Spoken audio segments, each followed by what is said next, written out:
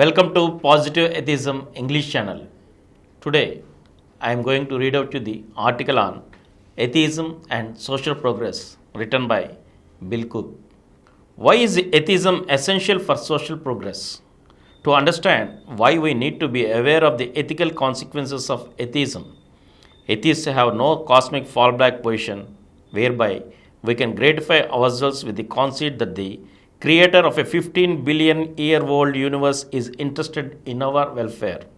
And neither are atheists so presumptuous as to believe they have an immortal soul which is so marvelous that it justifies taking up some corner of the universe for all eternity.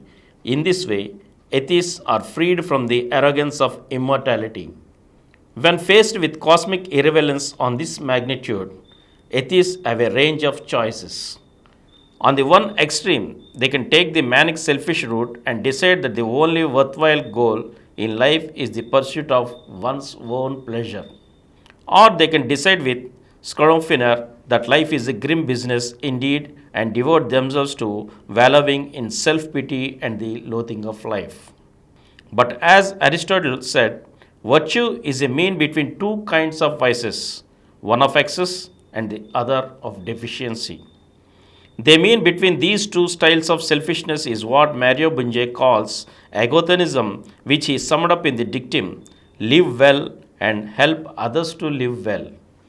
Here, the excess of selfishness and self-effacement are avoided and a golden mean of altruism and care for oneself has been reached.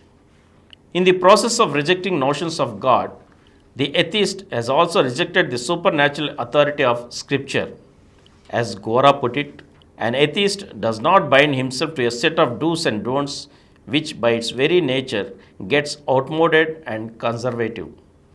He uses his initiative and says and does openly what he considers to be right. The openness of the act makes it honest and the use of initiative makes it progressive. Gora was quite right, although we might have to take the meaning of the word progressive more broadly than he had in mind. Progressive used to mean being on the political left, but things have changed. The right left spectrum is a great deal more complicated than it used to be. It is best nowadays to speak of progressive as simply meaning not being reactionary. This is an important point because of changing takes place within the humanist movement around the world, particularly in the Western world. It is a feature of the humanist movement around the Western world that many of its younger members are further to the right of the political spectrum than the older members are inclined to be. We need to be able to accommodate these younger members, just as the movement accommodated its swing away from classical liberalism to socialism and communism in the 1930s and 1940s. So, we must now learn to accommodate this shift to the right. A humanist on the political right may see progress in terms of lowering tax rates and limiting the role of the state in determining moral choices. But a humanist on the political left may see progress in terms of redistributing resources and opportunity in favor of the less fortunate. This is part of the ongoing discourse within the movement and it has been to be big enough to find room for both viewpoints. But while ideologies come and go, there is a stable core of humanist political values. These core humanist political values are 2,500 years old, with most of them making a showing in Indian, in Chinese, and in the Western strands of humanism. And in doing so, they underscore once again the vital fact that humanism is the most transcontinental value system the world has ever produced. While one of these values may receive greater attention in one country or in one century, these are the bedrock humanist political values. Paul Kudge has outlined these 7 principles. Number 1, the value attached to the ongoing social intelligence, which means the value attached to engaging those who disagree within the positive discussion and taking part in the stream in democratic life.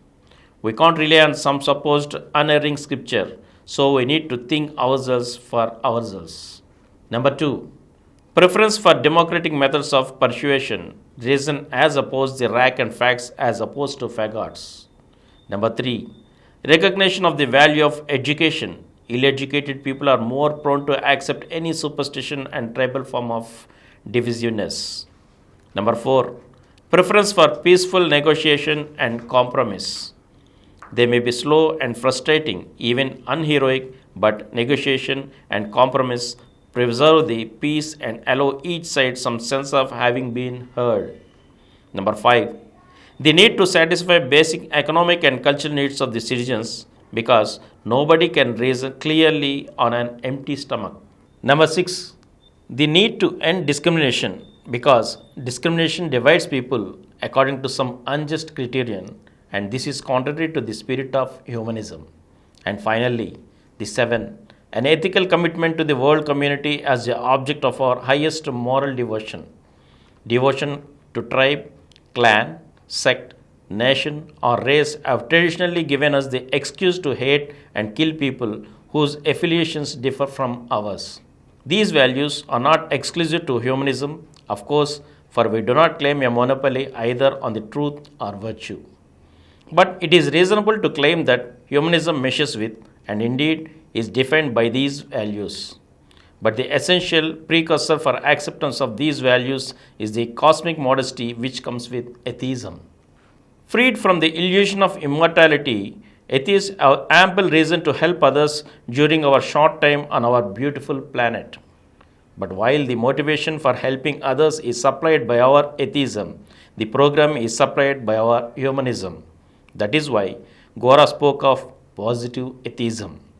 Knowing and feeling that brevity with respect to our own lives, it is unbearable to tolerate the idea that the life of others will be nasty, brutish, and short. And yet, for so many people, it is. Following the example of Gora, we can do what little we can do end this unjust allocation of life's resources. And with this, the article ends, and we shall meet again in the next episode with another article. Thank you.